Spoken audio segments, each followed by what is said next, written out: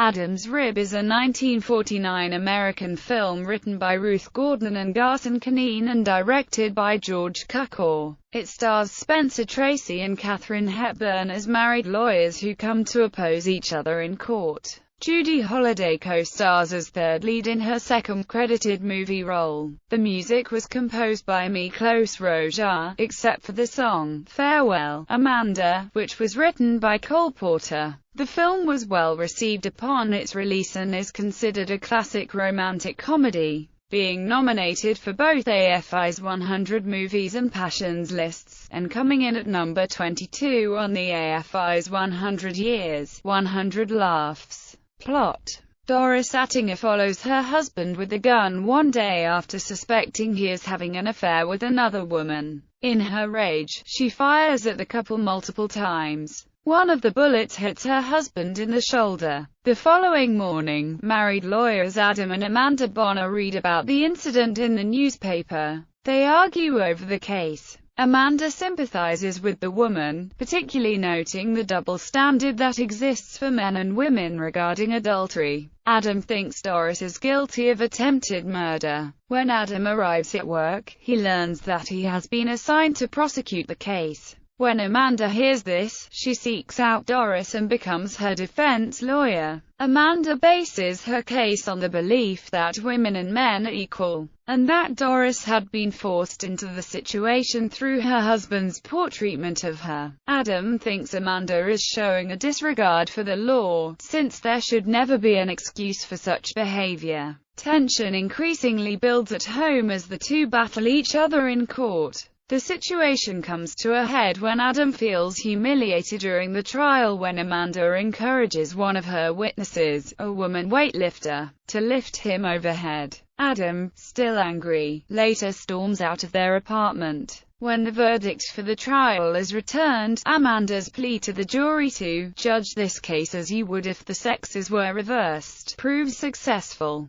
Doris is acquitted. That night, Adam sees Amanda and the neighbor Kip Lowry, who has shown a clear interest in Amanda, through the window. He breaks into the apartment, pointing a gun at the pair. Amanda is horrified, and says to Adam, "You've no right to do this, nobody does." Adam feels he has proven his point about the injustice of Amanda's line of defense. He then puts the gun in his mouth. Amanda and Kip scream in terror. Adam then bites down on the gun and chews off a piece. It is made of licorice. Amanda is furious with this prank, and a three-way fight ensues. Adam and Amanda, in the midst of a divorce, reluctantly reunite for a meeting with their tax accountant. They talk about their relationship in the past tense. They become emotional when talking about the farm they own, and realize how much they love each other. They go to the farm, where Adam announces that he has been selected as the Republican nominee for county court judge. Amanda jokes about running for the post as the Democratic candidate.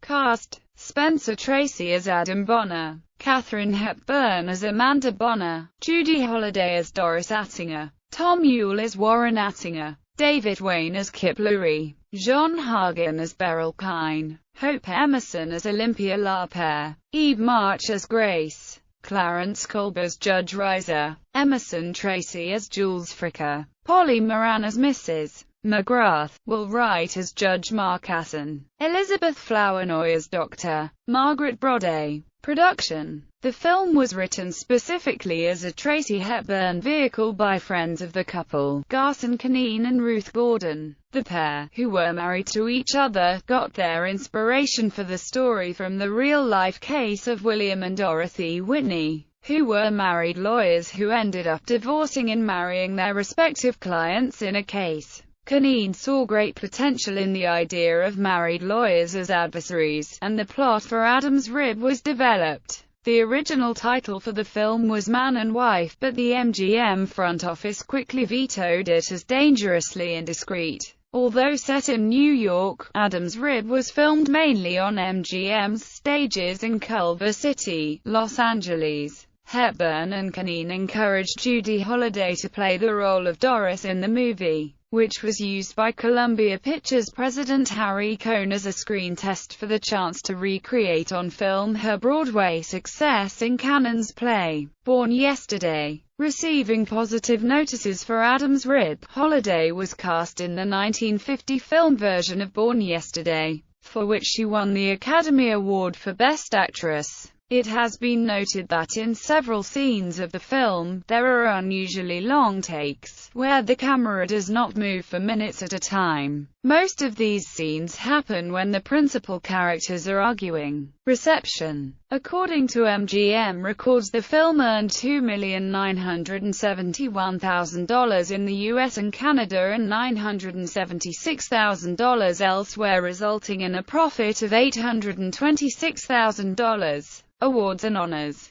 Ruth Gordon and Garson Kanin were nominated for the Academy Award for Best Screenplay in 1950. In 1992, Adam's Rib was selected for preservation in the United States National Film Registry by the Library of Congress as being culturally, historically, or aesthetically significant. American Film Institute lists AFI's 100 Years, 100 Movies, nominated. AFI's 100 Years, 100 Laughs number 22. AFI's 100 Years, 100 Passions, nominated. AFI's 100 Years, 100 Movies, nominated. AFI's 10 Top 10 number 7 Romantic Comedy. AFI has also honored the film's stars, naming Katharine Hepburn the greatest American screen legend among females, and Spencer Tracy number 9 among males. TV adaptation. Adam's Rib was adapted as a television sitcom in 1973, with Ken Howard and Blythe Danner. The series was cancelled after 13 episodes.